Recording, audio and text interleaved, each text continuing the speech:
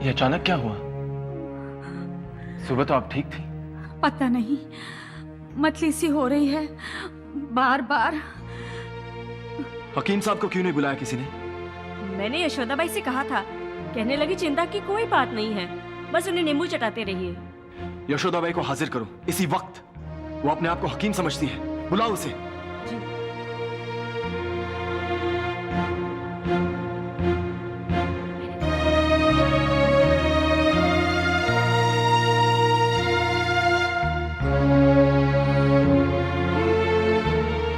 यशोदाबाई, राजा भगवान दास ने तुम्हें इनका ख्याल रखने भेजा था या महल में उछलने कूदने के लिए? तुमने उस लड़की को हकीम साहब को बुलाने से मना क्यों किया? शांत हो जाइए राजकुमार, ये निशानियां बीमारी की नहीं, शुभ समाचार की हैं। आप पिता बनने वाले हैं। क्या?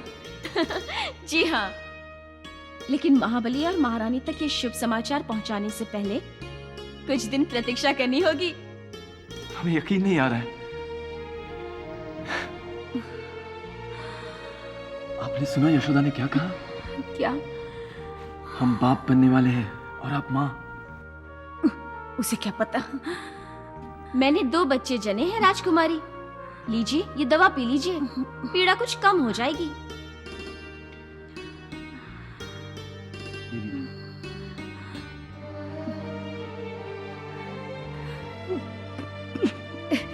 कड़वी है। बाद में मधु चख लीजिए। पी लीजिए मेरी प्यारी राजकुमारी, सब ठीक हो जाएगा।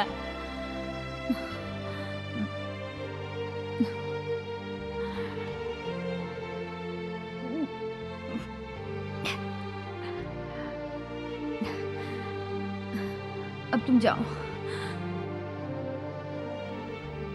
आज हम दरबार नहीं जाएंगे। क्यों? क्योंकि हम आपके साथ रहना चाहते हैं। लेकिन आपने कहा था आज खास दरबार है, किसी विशेष समस्या पर चर्चा होने को है। अगर आप नहीं गए तो शायद महाबली नाराज हो जाएं। जब हम उन्हें ये खुशखबरी सुनाएंगे तो वो नाराजगी भूलकर एक शानदार जश्न का ऐलान करेंगे। आप नाश्ता करके दरबार जाइए, अब हम ठीक हैं। आप सच कह रही हैं? जी, दवा का असर होने लगा है, आप जाइए।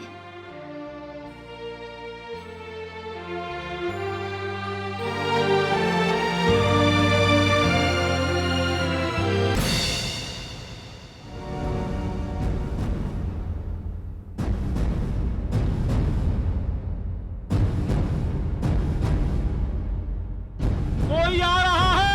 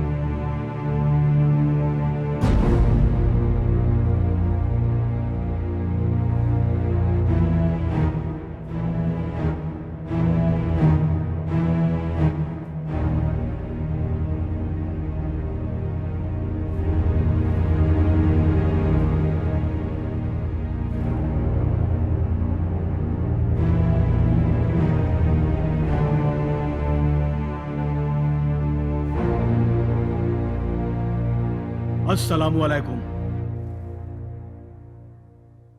आइए हकीम साहब, हाजिर हूं। आइए।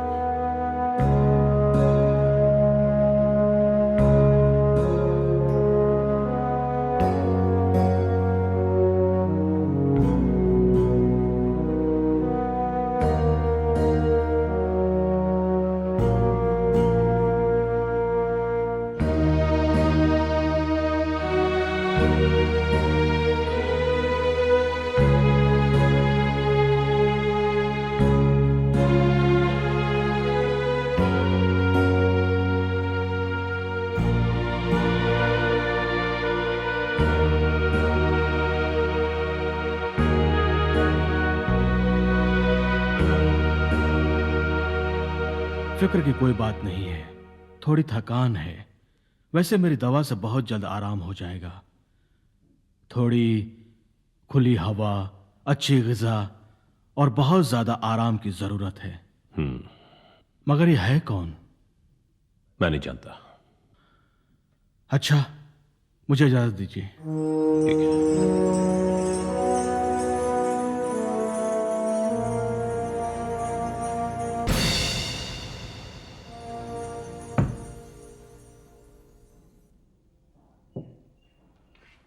राजा साहब, ख्याल रहे ये रकम जो हमने कश्मीर की तरक्की और खुशहाली के लिए मंजूर की है, इसका सही इस्तेमाल हो।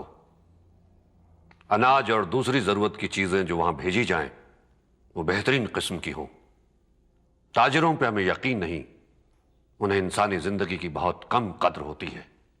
आप चिंता ना करें महाबली, हर चीज पर कड़ा परीक्षण रखा जाएगा। राजा मान सिंह काबुल की सूबेदारी संभालने के लिए रवाना हो रहे हैं।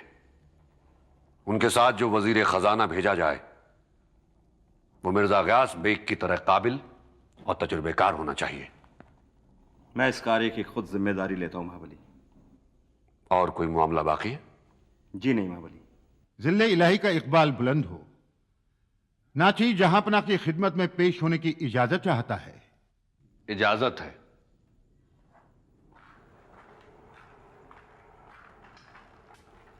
अबुल फजल साहब, हमने आपसे कितनी बार कहा है कि आप दरबार का तकल्लुफ दरबार तक ही रहने दिया करें। फरमाइए, कैसे आना हुआ? मुबारकबाद पेश करने आया हूं जहांपना।